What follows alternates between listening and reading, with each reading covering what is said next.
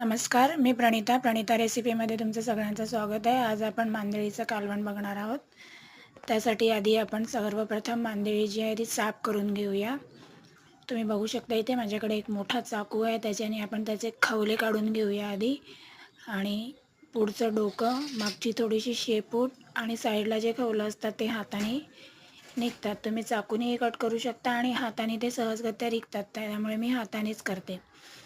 अशा प्रकारे आपल्याला बघू शकता इथे तुम्ही त्यांच्या डोक्याकडे पोटाच्या साईडला थोडीशी घाण असते, ती हाताने काढून घेऊया.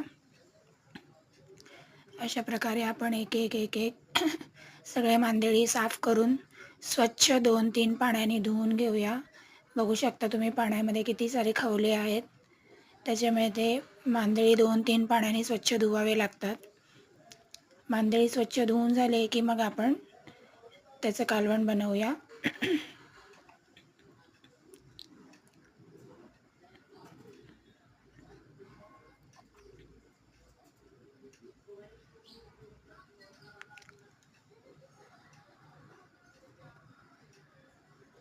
कालवण बनवण्यासाठी आपल्याला लागणारे साहित्य आहे मांदेळी, कोथिंबीर, टॅमॅटो, चिंचेचा कोळ आणि हे आलं, लसूण आणि मिरची ठेचून घेतलेलं आहे. आता सगळ्यात प्रथम आपण एक पॅन ठेवूया. त्यामध्ये तेल गरम करून आलं, लसूण आणि मिरची जे ठेचून ठेवलं होतं ते टाकूया आणि ते छानसं तेलावर परतून घेऊया.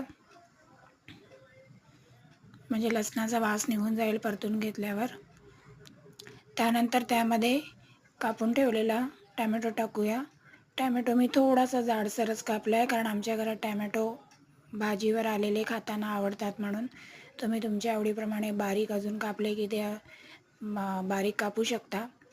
बघू शकता इथे आपलं टॅमॅटो, आलं, लसूण, मिरची सगळं अगदी छान एकजीव झालेला आहे.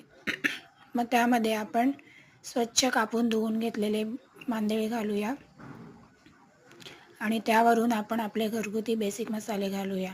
सगळ्यात आधी हळद, मग आपल्या साठवणीतला जो मसाला असतो तो मसाला, आणि मी थोडीशी कलर येण्यासाठी बेडगी मिरचीची पावडर टाकलेली आहे, लाल, आणि चवीपुरतं मीठ.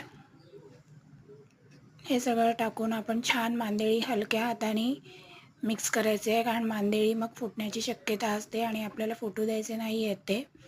त्याच्यामुळे छान हलक्या हाताने मिक्स करायचे आणि आपल्याला जेवढं कालवण हवं आहे त्याप्रमाणे आपण त्याच्यामध्ये पाणी टाकून छान शिजवून घेऊया.